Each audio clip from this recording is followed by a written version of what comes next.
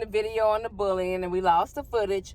But the reason why I'm back by myself today is because when it comes to bullying, that's a subject that really hits home with me. And the reason why it hits home is because as a kid, I was bullied. I was bullied because I was dark-skinned. I was bullied because, you know, I grew up in the military and the people was just cruel. Like, the kids was mean, but we didn't use weapons. We used our hands. And so for me, I got called names like Blackie. I got called names like Midnight.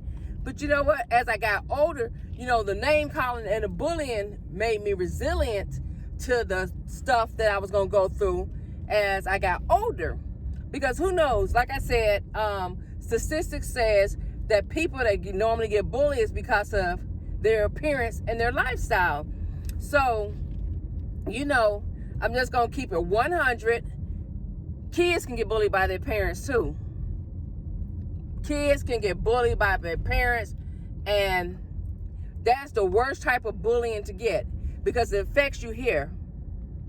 It makes you think to yourself, like, do you love me? Am I worth anything? Like, why are you doing this to me? Me personally, I can speak from experience because I feel like my parents do bully me. Period. Point blank. I mean, I got my kids. My kids will go and tell my parents on me, and then my parents will come back and be like, you need to do such and such for your kids. We did it for you. You need to do it for your kids. No.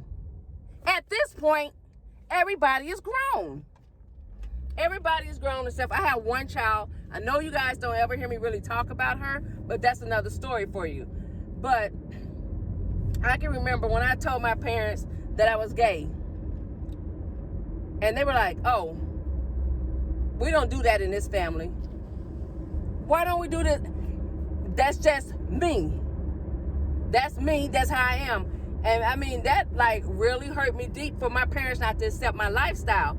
I didn't say, oh, I'm going to bring my girlfriends all around you. I want you to be best friends with them. I just said, hey, I'm gay. To the point where I've had my parents tell me, oh, I'll disown you. I won't talk to you. But yet and still, when you need something, boy, let me tell you, you're going to call that telephone and tell me what you need. Like, I'll give you an example. My dad just had surgery a couple weeks ago. And my mom bullied me. She bullied me because she doesn't know how to pump gas. So it was, you need to come pump the gas for our vehicles because your dad had surgery. But why don't you know how to pump gas? Everybody else pump their own gas.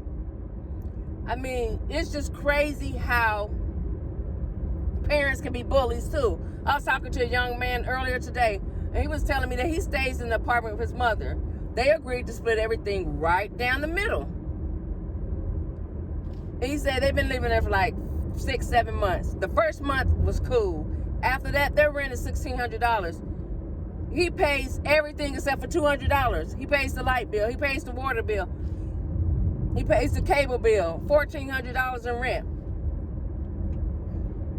That's a form of bullying. Bullying can be anything from physical abuse, mental abuse, emotional abuse, psychological abuse. It's crazy. It's crazy how some parents are so controlling, narcissist. I don't know how to say that word, but anyways, y'all know what I'm trying to get at. They just want everything to go their way. And I mean, I don't know. Sometimes I be feeling like, man, the way my parents talk to me, do they even like me? I don't care what I do, how I say it, it's always an issue. It is always an issue. I can be like, hey, good morning, how are you? Or I can say, good morning.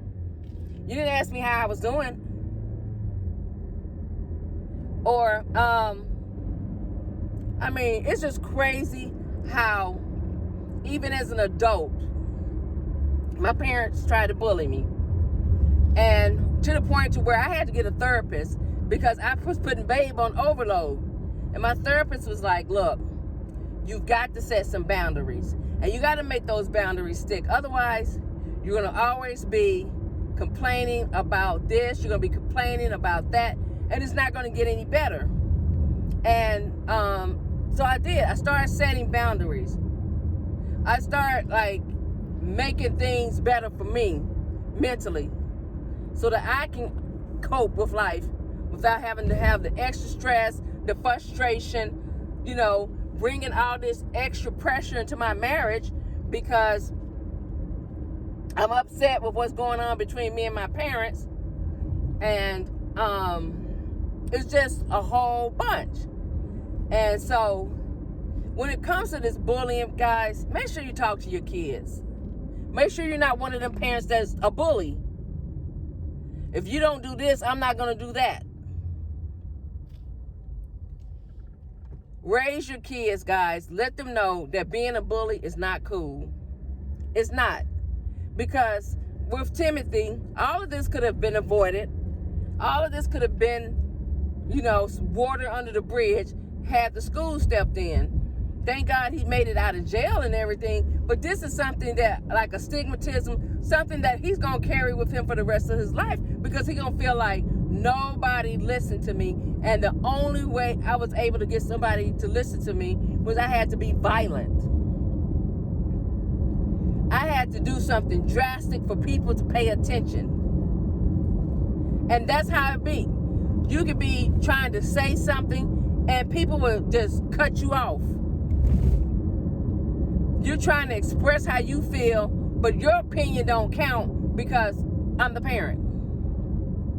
Parents, you're not always right. Get it? I'm a parent. I'm not always right. I'm willing to listen. And I'm listening to understand and to hear. But I'm not that parent that's always gonna cut my kid down. None of us parents are perfect. None of us are perfect, period. We all have our flaws. No matter what the flaw may be, you have a flaw. And the bullying it was just so heavy on me. Like, I'm like, oh my God. After I was just reading different articles, I'm like, man, I'm being bullied. I'm being bullied because if I don't do this, there's consequences. If I don't, I don't even go in a grocery store and shop for myself. It's very rare that you see me in a grocery store shopping. And my mom told me that I need to bring the groceries to my daughter instead of ordering them. She made such a big deal out of it. It's like, what's the big deal? I don't even go grocery shopping for my own house. COVID's out here. COVID is out here. I don't do it. Well, if you don't do it, don't send her no snacks. But then if I don't send no snacks, it's a whole problem. I mean, after I read these articles and looked at the situation yesterday, I was like, Reese, you being bullied your own self.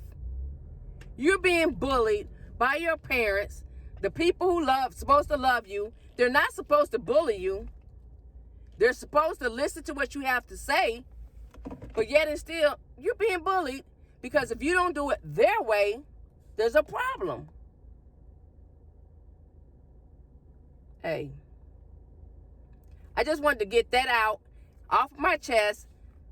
I got another story for you, and that's what it is. So I'm standing up for me. I'm stopping people from bullying me. I've set boundaries. I've set goals. I've set things that, I started saying in 2020, if I say it, I mean it. That's what it is. I'm not changing it. I'm sticking to that. Because at the end of the day, I'm grown. You're grown. In order to get respect, you got to give that respect. That's all I got to say.